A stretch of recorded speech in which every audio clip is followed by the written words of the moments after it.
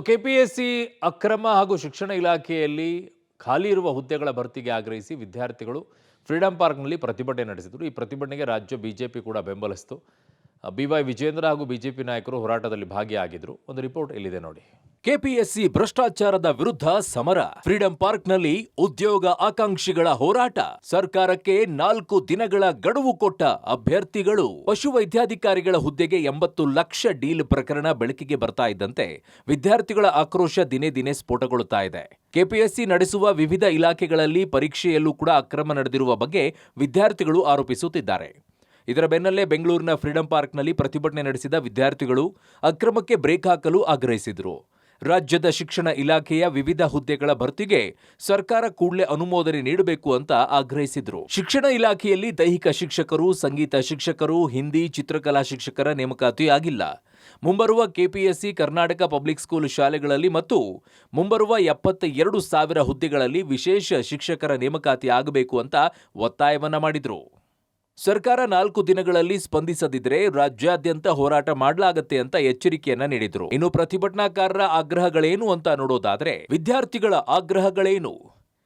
KPSC ವೃಂದ ಮತ್ತು ನೇಮಕಾತಿಯಲ್ಲಿ ತಿದ್ದುಪಡಿ, ದೈಹಿಕ, ಚಿತ್ರಕಲೆ, ಸಂಗೀತ ಶಿಕ್ಷಕರ ತ್ವರಿತ ನೇಮಕಾತಿ, ಚಾಲ್ತಿಯಲ್ಲಿರುವ 15,000 ಶಿಕ್ಷಕರ ನೇಮಕಾತಿಗೆ ಅರ್ಜಿ, ಶಿಕ್ಷಕರ ನೇಮಕಾತಿ ಅರ್ಜಿ ಸಲ್ಲಿಕೆಗೆ ಅವಕಾಶ ನೀಡಬೇಕು. ಕರ್ನಾಟಕ ಪಬ್ಲಿಕ್ ಸ್ಕೂಲ್ಗೆ 72,000 ವಿಶೇಷ ಶಿಕ್ಷಕರ ನೇಮಕಾತಿ ಆಗಬೇಕು. 72,000 ಹುದ್ದೆಗಳಲ್ಲಿ ವಿಶೇಷ ಶಿಕ್ಷಕರ ನೇಮಕಾತಿ ಆಗಬೇಕು. ಕಲ್ಯಾಣ ಕರ್ನಾಟಕದಲ್ಲಿ ಮೊದಲಿನಂತೆ ಹುದ್ದೆಗಳ ಭರ್ತಿ ಆಗಬೇಕು. ಸುಮಾರು 15 ವರ್ಷದಿಂದ ಚಿತ್ರಕಲಾ ಶಿಕ್ಷಕರನ್ನು ನೇಮಕ ಮಾಡಿಕೊಂಡಿಲ್ಲ. ಆಮೇಲೆ 2016ರಲ್ಲಿ ಒಂದು ಸ್ಪೆಷಲೈಸೇಷನ್ ಡಿಪ್ಲೊಮಾದವರಿಗೆ ವೆರಿಫಿಕೇಷನ್ ಆಗಿತ್ತು ಫಸ್ಟ್ ಲಿಸ್ಟಲ್ಲೇ. ಆಮೇಲೆ ಅದರಲ್ಲಿ ಲಿಸ್ಟಲ್ಲಿ ಬಂದ ಮೇಲೆ ಸಿ&ರ್ ಆರ್ಡ್ರ್ ಇಲ್ಲ ಅಂತ ಯೂನಿವರ್ಸಿಟಿ ಅವ್ರು ಹೇಳ್ತಾರೆ. ಯೂನಿವರ್ಸಿಟಿ ಬಿಟ್ಟರೆ KPS ಅವ್ರ ಹತ್ರ ಹೋಗ್ರಿ ಅಂತಾರೆ, ಒಂದು ಕಡೆ ಗೌರ್ಮೆಂಟ್ ಅಂತಾರೆ, ಒಂದು ಸಲ ಯೂನಿವರ್ಸಿಟಿ ಅಂತಾರೆ. ಈ ಕೋರ್ಸ್ ಮಾಡುವಾಗ ಎಲ್ಲ ಕಾಲೇಜಲ್ಲಿ ಇದು ಕೋರ್ಸ್ ಮಾಡಿದರೆ ನೌಕರಿ ಬರುತ್ತಾ ಅಂತ ಹೇಳ್ತಾರೆ. ಆಮೇಲೆ ಒಂದೆಲ್ಲ ಸರ್ಟಿಫಿಕೇಟ್ ಬಂದ ಮೇಲೆ ಸಿ&ರ್ ಆರ್ಡ್ರ್ ಇಲ್ಲ ಅಂತಂದರೆ ಯಾವುದ್ರಿ ನ್ಯಾಯ ಇದೆ ಇದರಲ್ಲಿ? ಸುಮಾರು ಒಂದು 15 ವರ್ಷಗಳಿಂದ ನಮಗೆ ನೇಮಕಾತಿಗಳಲ್ಲಿ ಅವಕಾಶ ಮಾಡಲಿಕ್ಕೆ ನಮ್ಗೆ ಅರ್ಜಿ ಆಗಲಿಕ್ಕೆ ಅವಕಾಶ ಮಾಡಿಕೊಟ್ಟಿಲ್ಲ. ಸೊ ಈಗ 15,000 ವೇಕೆನ್ಸಿಗಳನ್ನ ಕಾಲ್ ಮಾಡಿದ್ದಾರೆ. ಅದರಲ್ಲಿ ಸ್ಪೆಷಲ್ ಟೀಚರ್ಗಳನ್ನ ಸಂಪೂರ್ಣವಾಗಿ ಕೈ ಬಿಟ್ಬಿಟ್ಟಿದ್ದಾರೆ. ಸೊ ನಮ್ಗೆ ಆಲ್ರೆಡಿ ವಯೋಮಿತಿ ಅಂಚಿನಲ್ಲಿದೆ. ನಮಗೆ ಈ ಒಂದು ಡ್ರಾಯಿಂಗ್ ನಾವು ಎಜುಕೇಷನ್ ಏನು ಮಾಡಿದ್ವಿ, ಚಿತ್ರಕಲಾ ಶಿಕ್ಷಣ, ಡ್ರಾಯಿಂಗ್ ಟೀಚರ್ ಬಿಟ್ಟರೆ ಬೇರೆ ಯಾವುದಕ್ಕೂ ಕೂಡ ಎಲಿಜಿಬಿಲಿಟಿ ಇಲ್ಲ. ಸರ್ಕಾರ ಇದನ್ನು ಗಮನದಲ್ಲಿ ಇಟ್ಕೊಂಡು ದಯಮಾಡಿ 15,000 ಏನು ವೇಕೆನ್ಸಿ ಕಾಲಾಗಿದೆಯಲ್ಲ ಅದರಲ್ಲಿ ನಮ್ಗೆ ಅವಕಾಶ ಮಾಡಿಕೊಡ್ಬೇಕು. ಒಂದು ಮತ್ತು ಮುಂಬರುವಂಥ KPSC ಸ್ಕೂಲ್ಗಳಲ್ಲಿ ಮತ್ತು ನಿನ್ನೆ ಪರಮೇಶ್ವರ್ ಒಂದು ಹೇಳಿಕೆ ಕೊಡ್ತಾರೆ, 72,000 ನಾವೇನು ವೇಕೆನ್ಸಿಗಳನ್ನ ನಾವು ಕಾಲ್ ಮಾಡ್ತೀವಿ ಉದ್ಯೋಗಗಳನ್ನ ಅಂತ ಹೇಳ್ತಿದ್ದಾರೆ. ಅದರಲ್ಲೂ ಕೂಡ ನಮ್ಮ ಡ್ರಾಯಿಂಗ್ ಟೀಚರ್ ಅಂದರೆ ಸ್ಪೆಷಲ್ ಟೀಚರ್ಗಳೇನಿದೆ ಅವ್ರನ್ನ ನೇಮಕಾತಿ ಮಾಡ್ಕೊಳ್ಳಿ ಅಂತ ನಾವು ನಮ್ಮನ್ನು ಉಗ್ರ ಹೋರಾಟ ಮಾಡ್ತಾ ಇದ್ದೀವಿ. ಅನರ್ಹರಿಗೆ ಉದ್ಯೋಗ, ಇದು ನಾಲಾಯಕ್ ಸರ್ಕಾರ. ರಾಜ್ಯ ಸರ್ಕಾರ ವಿರುದ್ಧ ವಿಜಯೇಂದ್ರ ವಾಗ್ದಾಳಿ. ಫ್ರೀಡಂ ಪಾರ್ಕ್ನಲ್ಲಿ ನಡೆದ ವಿದ್ಯಾರ್ಥಿಗಳ ಹೋರಾಟಕ್ಕೆ ರಾಜ್ಯ ಬಿಜೆಪಿ ಬೆಂಬಲವನ್ನ ಕೊಟ್ಟಿದೆ. ಕೆಪಿಎಸ್ಸಿ ಬ್ರಹ್ಮಾಂಡ ಭ್ರಷ್ಟಾಚಾರಕ್ಕೆ ಬಾಯಿ ತೆರೆದುಕೊಂಡಿದೆ. ಪಶುವೈದ್ಯಾಧಿಕಾರಿ ಹುದ್ದೆಗಳಿಗೆ 80 ಲಕ್ಷದಿಂದ 1 ಕೋಟಿ ಲಂಚ ಪಡೆಯುತ್ತಿದ್ದಾರೆ. ಇದೊಂದು ನಾಲಾಯಕ್ ಸರ್ಕಾರವಾಗಿದೆ. ಕೆಪಿಎಸ್ಸಿಯಿಂದ ಪರೀಕ್ಷೆ ಅಕ್ರಮ ತಡೆಯಲು ಆಗುತ್ತಿಲ್ಲ. ರಾಜ್ಯ ನೇಮಕಾತಿಯನ್ನು UPSC ವ್ಯಾಪ್ತಿಗೆ ನೀಡಬೇಕು. ಸದ್ಯ ನಡೆದ ಅಕ್ರಮಗಳ ಕುರಿತು CBI ತನಿಖೆಗೆ ನೀಡಬೇಕು ಅಂತ ವಿಜಯೇಂದ್ರ ಆಗ್ರಹಿಸಿದರು. ಇದಕ್ಕೆ ಉತ್ತರವನ್ನು ಕೊಡುವಂತ ಕೆಲಸ ರಾಜ್ಯ ಸರ್ಕಾರ ಮಾಡಬೇಕು, ಕಾಂಗ್ರೆಸ್ ಸರ್ಕಾರ ಮಾಡಬೇಕು, ಮಾನ್ಯ ಮುಖ್ಯಮಂತ್ರಿಗಳು ಮಾಡಬೇಕು.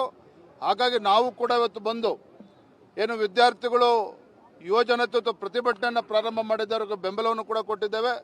ಕೇವಲ ಬೆಂಬಲ ಕೊಟ್ಟರೆ ಸಾಕಾಗೋದಿಲ್ಲ. ಸದನದಲ್ಲೂ ಕೂಡ ನಮ್ಮೆಲ್ಲ ಶಾಸಕರು 2 ಮೇಲ್ಮನೆ ಕೆಳಮನೆ ಎಲ್ಲೂ ಕೂಡ ಚರ್ಚೆ ಮಾಡಿ ಇದಕ್ಕೆ ಸರ್ಕಾರದಿಂದ ಉತ್ತರವನ್ನು ಪಡೆಯುವಂತ ಕೆಲಸ ನಾವು ಮಾಡ್ತೇವೆ. ಇವರು ಒಂದು ಏಕಾಏಕಿ ಇವತ್ತು ನೇರ ನೇಮಕಾತಿಗಳನ್ನ ಒಂದು ಪೋಸ್ಟ್ಗೆ 1 ಕೋಟಿಯಷ್ಟು ಹಣ ಪಡೆದು ಮಾಡಲಿಕ್ಕೆ ಪ್ರಾರಂಭ ಮಾಡಿದ್ದಾರೆ. ಇದು ಕ್ಯಾಬಿನೆಟ್ ಕೂಡ ಇದಕ್ಕೆ ಅನುಮತಿ ಕೊಟ್ಟಿಲ್ಲ.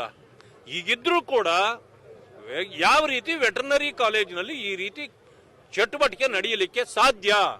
ಇದನ್ನ ತಕ್ಷಣ ಮಾನ್ಯ ಮುಖ್ಯಮಂತ್ರಿಗಳು ಮುಂದಾಲೋಚನೆಯಿಂದ ಯಾರು ಇಂಥ ಒಂದು ಘಟನೆಗೆ ಕಾರಣರಾಗಿದ್ದಾರೆ VC ಅವರನ್ನ ತಕ್ಷಣ ನೀವು ಸಸ್ಪೆಂಡ್ ಮಾಡಬೇಕು. ಪಶು ವೈದ್ಯಾಧಿಕಾರಿ ನೇಮಕಕ್ಕೆ 80 ಲಕ್ಷ ಲಂಚ.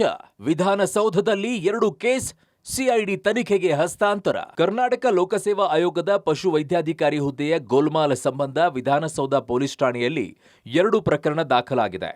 2 ಕೇಸ್ಗಳನ್ನು CID ತನಿಖೆಗೆ ವರ್ಗಾಯಿಸಿ DG ಅಂಡ್ IGP ಆದೇಶವನ್ನು ಹೊರಡಿಸಿದ್ದಾರೆ. ಇದುವರೆಗೆ ಕೆಪಿಎಸ್ಸಿ ಭ್ರಷ್ಟಾಚಾರ ಸಂಬಂಧ ಒಟ್ಟು 3 ಎಫ್ಐಆರ್ ದಾಖಲಾಗಿದ್ವು. ಮೊದಲನೆಯದ್ದು ಕೆಪಿಎಸ್ಸಿಯ ಅಸಿಸ್ಟೆಂಟ್ ಸೆಕ್ರೆಟರಿ ವೀಣಾ ನೀಡಿದ ದೂರಿನ ಮೇಲೆ ಆರಿಫ್ ಮೊಹಮ್ಮದ್ ಮುಲ್ಲಾ, ಸಿಕಂದರ್ ಚೌಧರಿ ಎಂಬ ಇಬ್ಬರು ಬ್ರೋಕರ್ಗಳು ಅರೆಸ್ಟ್ ಆಗಿದ್ರು. ಎರಡನೆಯದು ಸ್ಪರ್ಧಾಕಾಂಕ್ಷಿ ಮಂಜುನಾಥ್ ನೀಡಿದ್ದ ದೂರಿನ ಅಡಿ ಎಫ್ಐಆರ್ ದಾಖಲಾಗಿದೆ.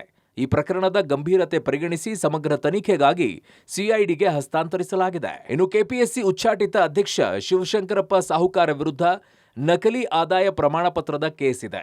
ತಮ್ಮ ಪುತ್ರಿಗೆ ಕೆಲಸ ಕೊಡಿಸಲು ನಕಲಿ ದಾಖಲೆ ಕೊಟ್ಟಿದ್ದು ಆ ಪ್ರಕರಣವು ಹೈಕೋರ್ಟ್ನಲ್ಲಿದೆ. ಈ ಹಿನ್ನೆಲೆಯಲ್ಲಿ ಅದೊಂದು ಪ್ರಕರಣವನ್ನ ಸಿಐಡಿಗೆ ವರ್ಗಾಯಿಸಿಲ್ಲ. ಉಳಿದಂತೆ 2 ಕೇಸ್ ಫೈಲ್ಗಳನ್ನ ವಿಧಾನಸೌಧ ಪೊಲೀಸರು ಸಿಐಡಿಗೆ ವರ್ಗಾಯಿಸಿದ್ದಾರೆ. ಟೋಟಲ್ 2 ಕೇಸ್, ಟೋಟಲ್ 3 ಕೇಸ್ ಇದೆ. 2 ಕೇಸ್ ಹ್ಯಾಂಡ್ ಓವರ್ ಆಗಿದೆ. 1 ಕೇಸ್ ಕೋರ್ಟಲ್ಲಿ ಇದೆ. ಕೋರ್ಟಲ್ಲಿ ಇನ್ಸ್ಟ್ರಕ್ಷನ್ ಇದೆ. ಯಾವುದು ಡಿಸಿಷನ್ ತಗೊಳ್ಳೋದು ಸದ್ಯಕ್ಕೆ 2 ಕೇಸ್ ಸಿಐಡಿ ಈಗ ಕೋರ್ಟಲ್ಲಿ ನಡೀತಿದೆ.